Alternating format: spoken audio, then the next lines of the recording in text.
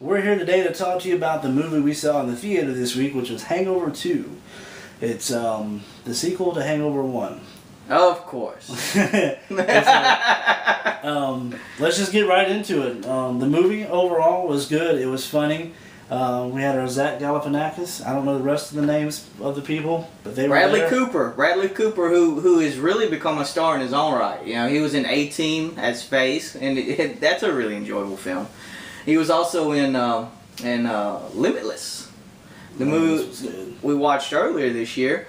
And Limitless, he was so fantastic in Limitless. He actually has a lot of range. He not only does this one hangover genre type comedy, he also, you know, he can tip over there and stay on screen with Robert De Niro. So that says a lot for Bradley Cooper. He was on screen with Robert De Niro and he was holding his own, sir. Maybe, but I didn't say he was better than Robert De Niro. I just hope you were trying to draw a parallel. I'm not saying the man's Bobby De Niro, but he's no Bobby De Niro, not yet. Who knows? I love him. I think he's a great actor. He does well. He's got great presence. He's a great actor, and he's definitely got the range. Hangover 2 was Hangover 1 in a different city. Yeah, and I loved every minute of it. It's the same paradigm straight through. Yeah. If you go in trying to dissect it and expect too much out of it, you're sabotaging your movie enjoyment before you even get in the door. Yeah. Go in expecting a bunch of, you know, raunchy gags, which are really entertaining for me, and kind of just enjoy the ride. Yeah. It was the movie overall from beginning to end was good. There's a lot of, like you said, the ride, the ups and downs, the swings, the twists, and the things you find out is just typical of the Hangover paradigm. And as far as I think for me the standout actor in this is Zach Galifianakis. Obviously, he's always the standout.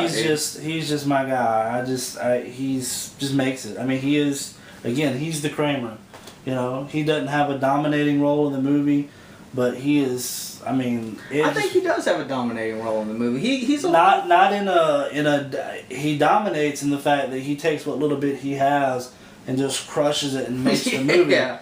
But when I say dominating, he's not a main. I don't think he was a lead role. Let me say that in the thing. He has a lot of airtime. Yeah. Don't be mistaken. He's on screen a lot. Yeah. Well, he's definitely on screen a lot. The story the story doesn't center around Zach. And if you go back and look at his dialogue, you go back and write down everything he said, write down everything that everybody else said. It's a paragraph against a news article. He did not have a lot of dialogue, but what he did have was powerful. Yeah. I mean, it's 1 and 2 liners, and that's all you need from him to really make the movie. That's what I'm saying when he didn't have a dominating role. You know, he didn't have pages of dialogue to say. I give you that.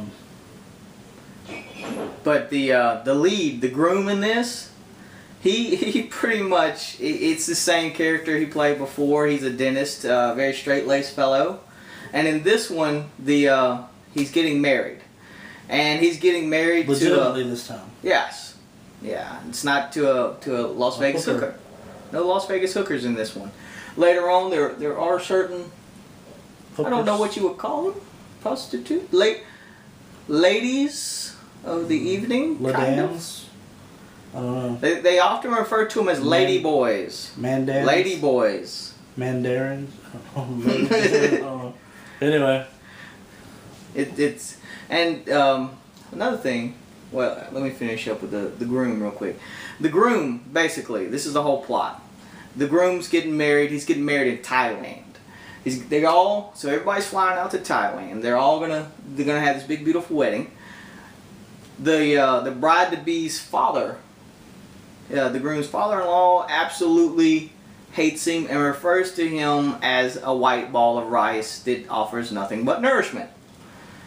Now, if anybody was typecast, I think it was the Asians? The Asian father. I mean, yeah. I don't think I've ever watched a movie where the Asian father was typecast as an asshole. It's always the same guy. But anyways, overall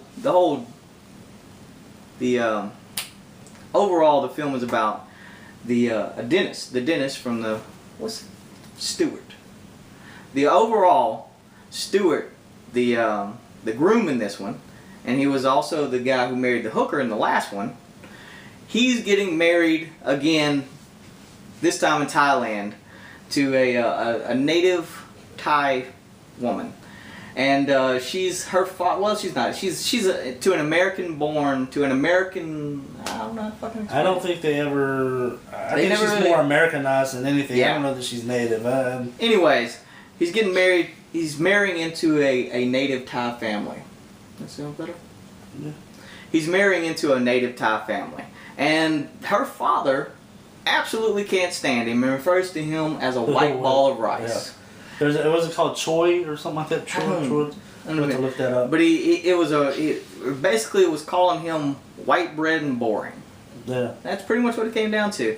And so you could tell this kind of bothers him. And they all the boys get together. They head down to the beach to have a beer. One beer.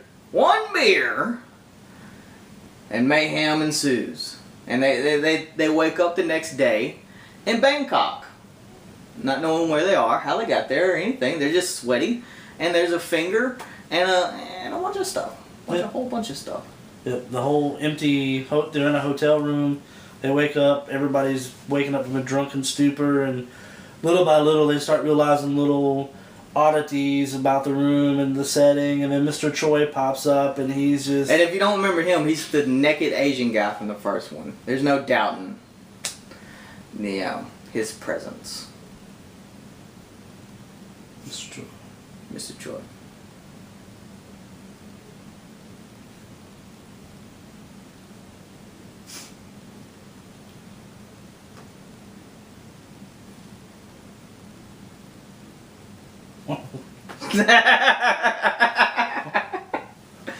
He's like, I was interrupted again.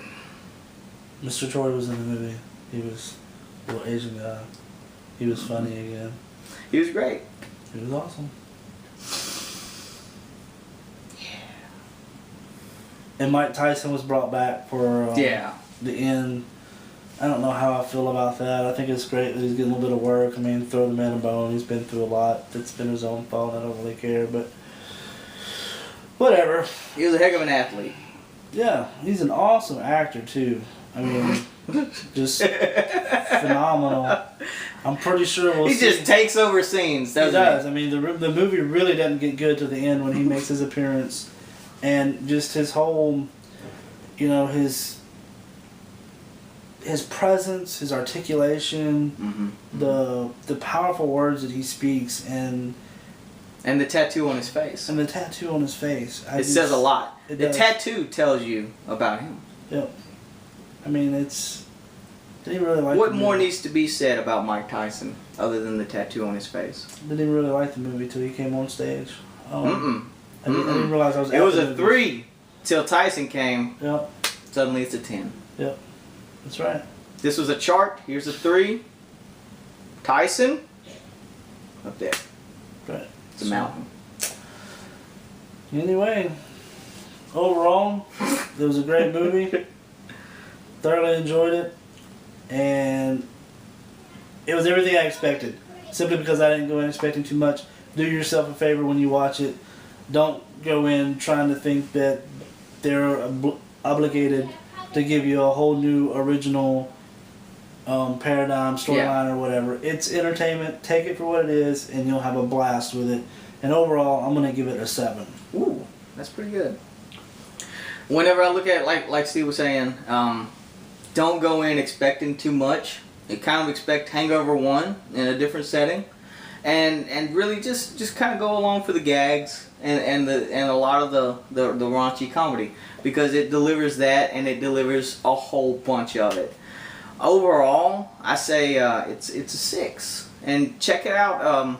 Not necessarily wait for Netflix Instant, but check it out on DVD. Yeah. I don't know if you really need to go to the theater to watch this one. It's if you catch it on DVD, you're getting the same experience. Yeah, if you're going to watch it with someone, I'd Yeah. probably wait and buy the DVD. Save that money, because it's going to Yeah. cost you. Just, Matinee is still $14, and when it comes out on DVD, give it a week, and it'll be on the $9.99 bin. Yep. I mean, so. And it's worth the wait, and it's worth being in your collection. It should definitely be on the shelf when it comes out on DVD. Yeah. Right there beside Hangover 1, but behind Grown Ups. Mm-hmm. And also, somewhere on that shelf should be Bridesmaids. Yeah. Which is awesome. Yeah. And So, thank you for joining us for another Fat White Guy movie review. We hope you've enjoyed it. Hopefully you'll get to see the movie. Let us know what you think about it. And if you have a movie you'd like for us to review, just shoot us an email or put it in the comments. And we'll try to make it happen for you. we'll watch anything. Yep. We've been known to. Yep. Mm-hmm. We'll do it. So, thanks again, and we'll see you next time. Have fun, folks. Peace.